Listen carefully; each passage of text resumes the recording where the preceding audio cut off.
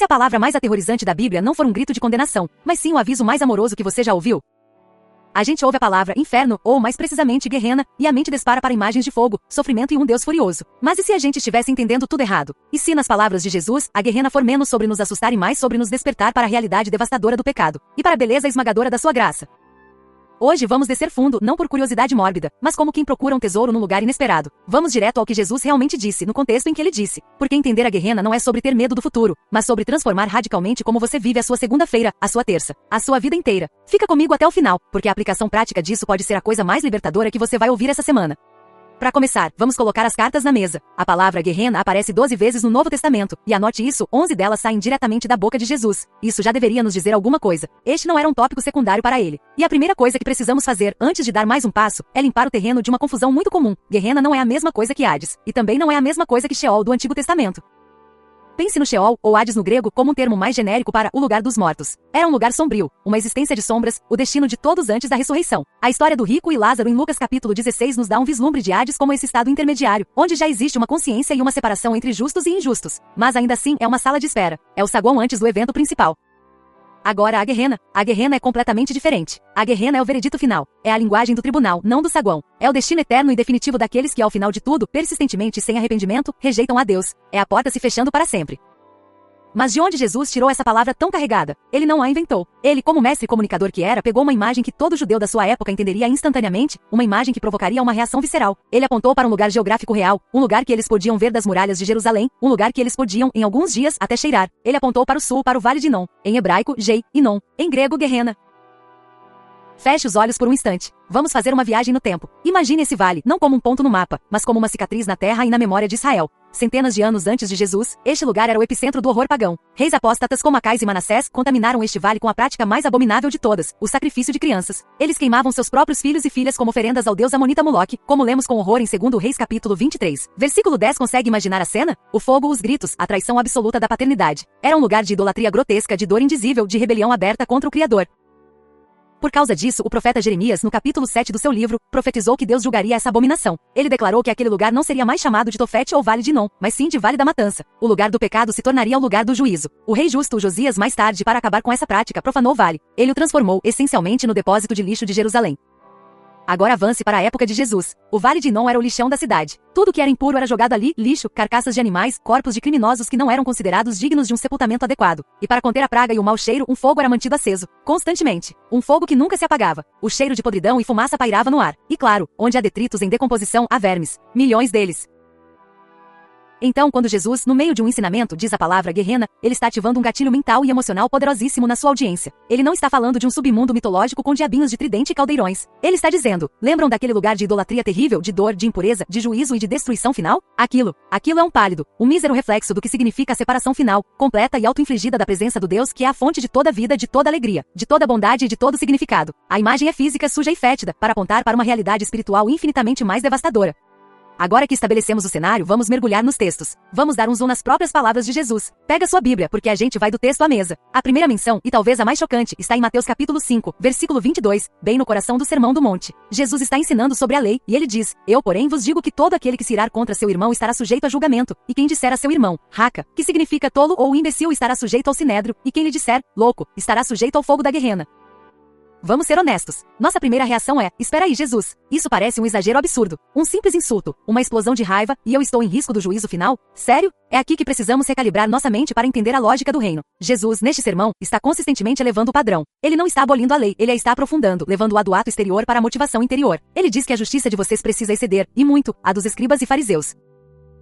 Ele não está falando só do ato físico de matar. Ele está expondo a semente de assassinato que mora no coração de cada um de nós, a raiva injustificada, o desprezo, a desumanização do outro. Quando você chama alguém de louco ou idiota, com veneno no coração, você não está apenas proferindo uma palavra. Você está, por um momento, apagando a imagem de Deus naquela pessoa. Você está declarando que ela não tem valor, que ela é descartável. Jesus está nos dizendo que o pecado é um iceberg. A gente só se preocupa com a ponta visível, o ato. Ele está nos mostrando a massa gigantesca de gelo debaixo da superfície, a atitude do coração. E é essa atitude que, se não for tratada pela graça, nos afasta de Deus. O veneno que leva ao inferno começa com gotas que a gente considera completamente inofensivas. Agora vamos para Marcos capítulo 9, dos versículos 43 a 48. Aqui, Jesus triplica a aposta na seriedade do pecado. Ele fala sobre cortar a própria mão, arrancar o pé, tirar o olho se eles te fazem tropeçar. Ele diz, é melhor entrar no reino de Deus com um só olho do que, tendo os dois, ser lançado na guerrena, onde o seu verme não morre, e o fogo não se apaga. De novo, a pergunta surge, por que essa linguagem tão gráfica, tão violenta? Jesus está literalmente nos mandando praticar a automutilação? Claro que não. Ele está usando uma figura de linguagem chamada hipérbole, um exagero retórico deliberado, para nos chocar e nos fazer acordar da nossa letargia espiritual. Ele está gritando para nós, o pecado que você tolera, aquele que você acaricia, aquele que você chama de só um defeito meu, é um câncer espiritual. Ele não vai ficar parado, ele vai se espalhar e te destruir por completo. Lute contra ele. Lute contra ele com uma urgência radical, desesperada, como um homem lutaria para não ser engolido por areia movediça. Nenhum prazer passageiro, nenhuma conveniência momentânea, nenhuma reputação a ser mantida vale a sua alma. O que ele está comunicando aqui é a seriedade infinita do pecado aos olhos de um Deus santo. E essa frase terrível, verme que não morre, fogo que não se apaga, de onde vem? Ele não a inventou no calor do momento. Ele está citando palavra por palavra o último versículo do livro de Isaías, capítulo 66, versículo 24, que descreve o juízo final sobre os rebeldes contra Deus. Todo judeu que o ouvia sabia disso. Ao citar Isaías, Jesus está fazendo uma declaração de autoridade impressionante. Ele está se posicionando como o juiz escatológico que Isaías previu. Ele é aquele que executa o veredito final.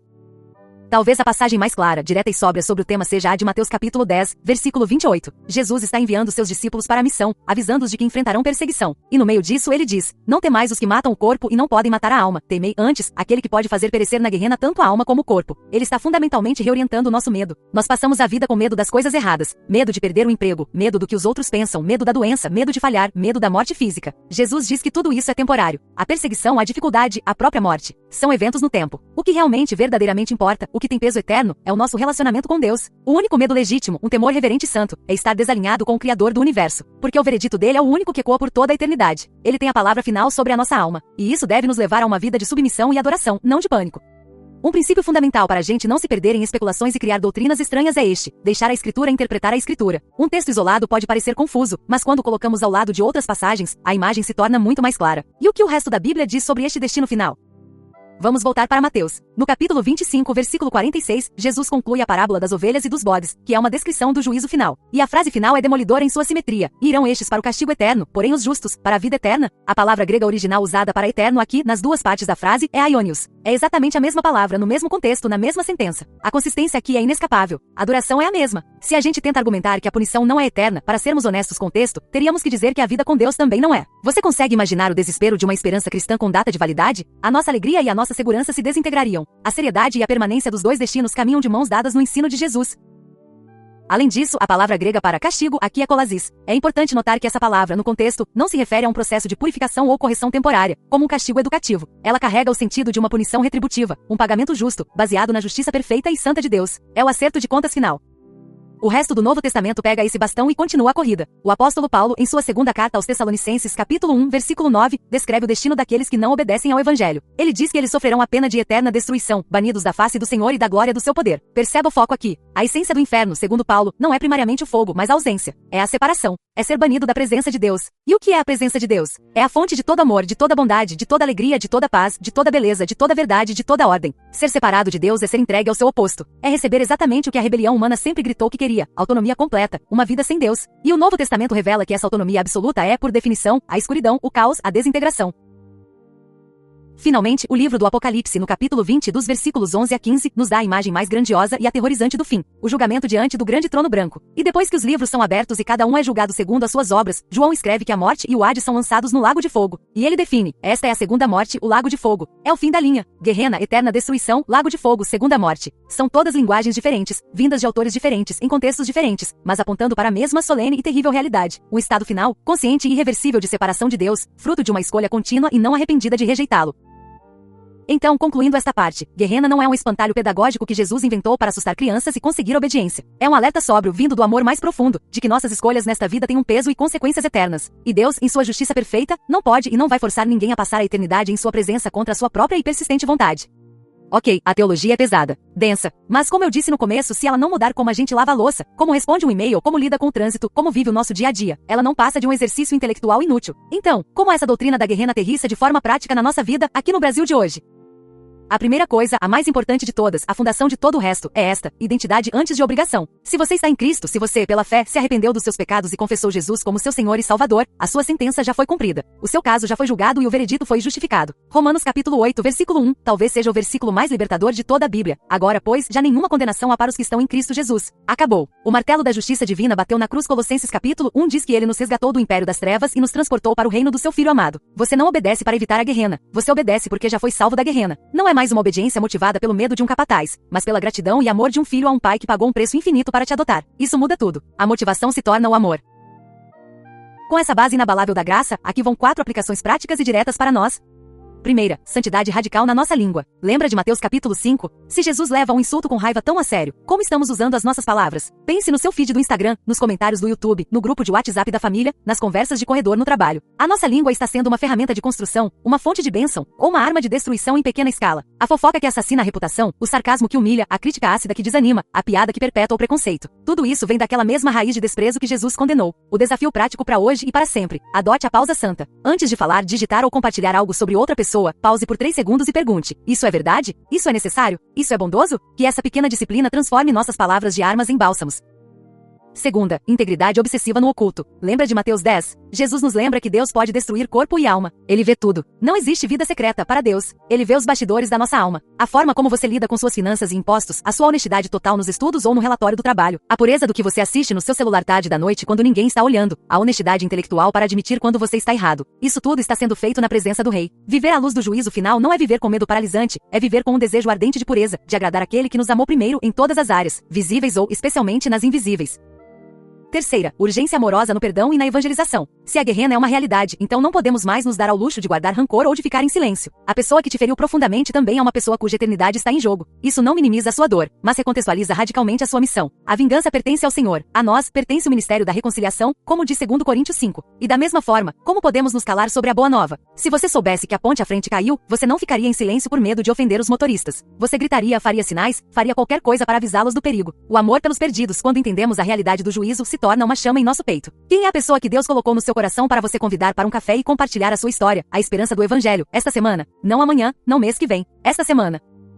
E quarta, consolo profundo para os oprimidos e injustiçados. Em um mundo como o nosso, cheio de injustiça, onde parece que os corruptos prosperam e os maus sempre vencem, a doutrina do juízo final não é uma ameaça, é uma promessa. É a âncora da nossa esperança. Ela garante que o mal não terá a última palavra. Cada ato de corrupção, cada vida ceifada pela violência, cada criança abusada, cada lágrima de um oprimido. Tudo isso é visto por um Deus perfeitamente justo. E haverá um dia de acerto de contas. Apocalipse mostra os mártires debaixo do altar clamando: até quando, ó soberano Senhor? E a resposta é: aguardem. Haverá justiça. Por isso, como diz Paulo, não nos cansemos de fazer o bem. A nossa luta pela justiça aqui e agora não é em vão. Persevere, ore, haja, porque Deus é justo. E no centro absoluto de tudo isso, como um sol ofuscante, está a cruz de Cristo. A imagem mais clara da seriedade do inferno não é o fogo do vale de Inom, é o corpo ensanguentado de Jesus no Calvário. Naquela cruz, Jesus Cristo, o Filho de Deus sem pecado, experimentou a guerrena por nós. Ele clamou: Deus meu, por que me desamparaste? Ecoando o Salmo 22. Naquele momento ele, o Filho amado, foi banido da face do Pai. Ele tomou sobre si a separação, a escuridão, o abandono, o juízo. Ele bebeu o cálice da ira de Deus até a última gota para que nós, que merecíamos bebê-lo, pudéssemos receber o cálice da comunhão eterna. Ele não apenas nos avisou sobre o fogo, ele entrou no fogo por nós. É por isso que o convite do Evangelho é tão radicalmente urgente e tão maravilhosamente doce. Arrependa-se e creia. Dê as costas para o seu pecado, para a sua justiça própria, e corra sem reservas para os braços abertos do Salvador que te oferece perdão completo, justiça que não é sua, e vida nova. Hoje, agora. Vamos costurar tudo isso no coração. A verdade central de hoje, guerrena na boca de Jesus, não é uma figura de linguagem vazia, é a linguagem do juízo final, real e justo, que revela a gravidade extrema do pecado e a urgência infinita do arrependimento. E a pérola do dia, a sua missão, se decidir aceitá-la. Escolha uma daquelas áreas da sua vida que conversamos, a da língua, a do oculto, a do perdão. E dê um passo de obediência radical hoje, não por medo, mas por amor e gratidão. E agora, eu realmente quero ouvir você, com total honestidade, aqui nos comentários, dessas 4 aplicações: santidade na língua, integridade no secreto, urgência no Evangelho ou consolo na justiça. Qual delas mais te desafia, mais te incomoda nesse exato momento da sua vida? Não precisa escrever um livro, só uma palavra ou uma frase. Vamos criar uma comunidade aqui que luta junta por santidade. E se esse tipo de estudo profundo da palavra, que conecta teologia com a vida real, é o que você busca para o seu crescimento? Tem outro vídeo aparecendo na sua tela agora mesmo que eu tenho certeza que vai te abençoar. Clica lá pra gente continuar essa jornada juntos. Por fim, se você quer transformar sua fé de algo de domingo para uma força de segunda a segunda, se inscreve aqui no Palavra Pura. A gente se encontra aqui todo dia para solidificar nossa fé juntos na Palavra de Deus. Vamos orar. Senhor, obrigado pela tua palavra que é afiada como uma espada, mas também doce como mel. Obrigado por não nos deixar na ignorância. Dá-nos um temor santo, que nos afaste do pecado, e um amor ainda mais profundo por ti que nos puxe para a santidade. Dá-nos linguagem pura, corações íntegros e um amor desesperado pelos perdidos. Ensina-nos a viver hoje como cidadãos do reino que já veio e que virá em plenitude. Capacita-nos pelo teu Espírito Santo a arrepender, a reconciliar e a testemunhar com mansidão e firmeza. É no nome poderoso e salvador de Jesus que oramos. Amém.